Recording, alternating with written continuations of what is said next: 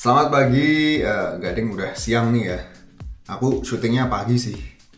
Jadi kemarin kan si iOS 14 previewnya udah nongol ya. Kini yang paling menarik adalah tersedianya widget. Ya kalau bicara soal widget di Android udah lawas ya. Tapi di sini widgetnya yang aku suka adalah dari bentuk estetika dan fungsionalitas sepertinya lebih eye catching ya. Ntar kita buktiin. Dan di sini di iPhone 6s Plusku udah aku install iOS 14 Developer Beta ya.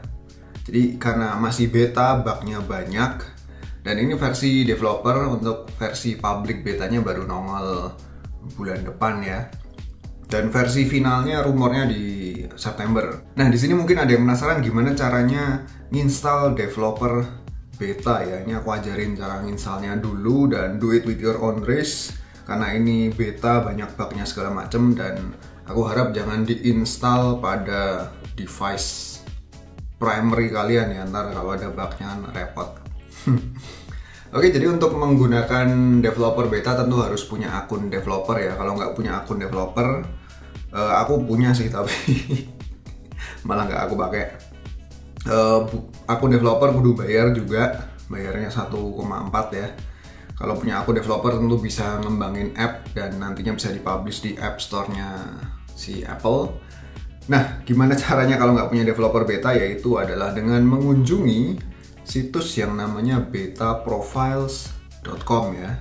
Jadi situsnya seperti ini, terus nanti kalian scroll ke bawah dan ada tulisan iOS beta profile, iOS 14, klik download, nanti di allow aja.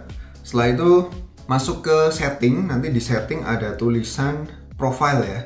Masuk ke menu baru tersebut, kemudian install.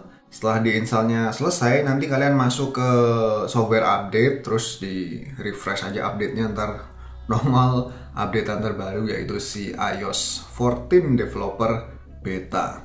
Sekedar info bahwa ini downloadnya sweet banget ya, atau mungkin servernya lagi full, orang pada excited pengen nyobain developer betanya. Dan setelah semalaman aku download, aku tinggal tidur, akhirnya sekarang udah selesai instalasinya ya. Oke, instalasi pertamanya aku udah sangat excited, kita coba ya. Software update complete. Oke, continue aja. Don't share. Oke, continue. Get started. Mana widgetnya? Wah, ini dia widgetnya. Kok bentuknya aneh ya? Ya karena ini beta ya. Belum selesai digarap ini. Aku yakin. Cara mengaplikasikan. Oke. Oh, ini maps. Ini widgetnya maps ya.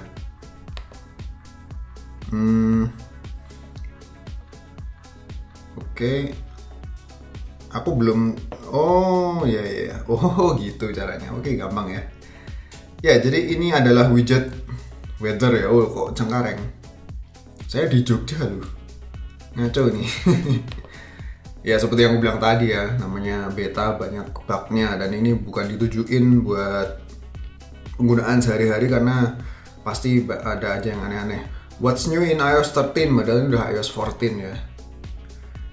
Oke, jadi ya widgetnya kayak gini. Yang pasti adalah widget-widget ini tentu akan tersedia untuk berbagai aplikasi ya, nggak cuman aplikasi bawaan aja. Sebenarnya aku rada bingung juga ngapain Apple bikin widget-widget kayak ginian segala ya. Karena secara fungsionalitas itu udah sangat ergonomis ya, UX-nya ya. Mau ngakses ini itu ya tinggal swipe gini, ini apa jenenge, control center. Mau ngakses weather ya tinggal buka aja weathernya secara manual ya. Gak tau, widget mungkin buat bikin experience lebih enak karena terdapat semacam shortcut kecil yang berisikan info-info yang mungkin berfaedah. Oke, kita coba masukin widget lagi ke sini. Wih, widget stock ya. Don't delete gini. Remove, coba kita tambah widget. Ya, dari yang presentasi Apple-nya sama implementasinya masih beda ternyata ya. Ini kelihatan dari tampilan widgetnya yang kayak gini tadi, ini masih blank. Kyopo Raceto. Ya, untuk finalnya tunggu September aja mending ya. Aku bikin video kayak gini buat biar kalian nggak penasaran. Dan sekarang ada translate. Oke, kita coba translate ya. English Spanish, English Indonesian, Indonesia mana Indonesia? Wah, Indonesia nggak ada, ya nggak dianggap kok biye. Waduh biye, mending pakai nganu aja ya, Google Translate. Tapi coba aja. Good morning. Buenos días. Buenos días. Kalau sebaliknya gimana? Wah, nggak ada tombol flip gitu ya, ribet juga lagi. Bella ciao. Bella ciao. Oke, kemudian apa lagi yang menarik? Sebenarnya fiturnya banyak banget ya. Kalau aku jabarin di sini, videonya bisa berjam-jam dan kalian pasti sudah tertidur. Aku minum kopi dulu ya, sarapan dulu.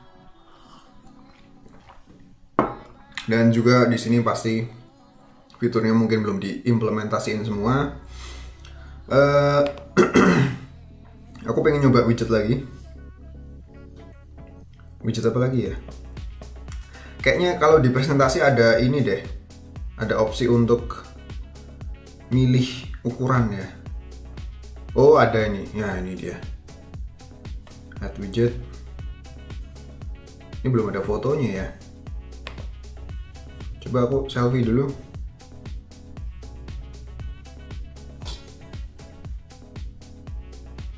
Oke. Nggak muncul fotonya.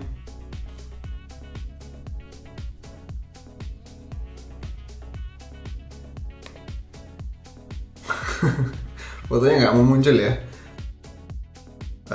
Apa mana ya, widget apa lagi? Event ini coba. Oke. Aku sih ngarepnya widgetnya ini live ya, kayak yang ada di ala-ala Windows Phone, tapi belum tahu implementasi. Oh, app library-nya sekarang kayak gini. Ada dikelompokin ya. Ini kayak app drawer-nya Android kali ya. Boom. Semua aplikasinya ada di sini. Wah, bener kan? Jadi sekarang iPhone makin meng-Android ya. Menurutku kayak gini nggak terlalu penting sih di iOS, karena untuk nyari app kan biasanya tinggal gini aja, kita cari appnya apa kan udah ketemu ya. Dan lagi pula semua app dipampang di UI home screen-nya ini. Jadi fungsi app library kayak gini faedahnya buat apa sih? Ada yang bisa jelasin? Menurutku secara UX tuh iOS sudah perfect ya. Tambahan-tambahan pemanis kayak gini aku rasa nggak begitu perlu, tapi ya mungkin daripada nggak ada inovasi yang lain mending ditambah-tambah aja biar kelihatan rame kali ya. Terus ada indikator baterai. Nggak bisa dipencet atau biar ya, mana lah, intinya ini belum jadi ya, belum final. Yang suka pakai app iMessage pasti sebel karena nggak ada fungsi reply message. Lagi kalau lagi di grup ya bakal chaos. Sekarang kita coba message sesuatu ya. Hai, kita balas what's up.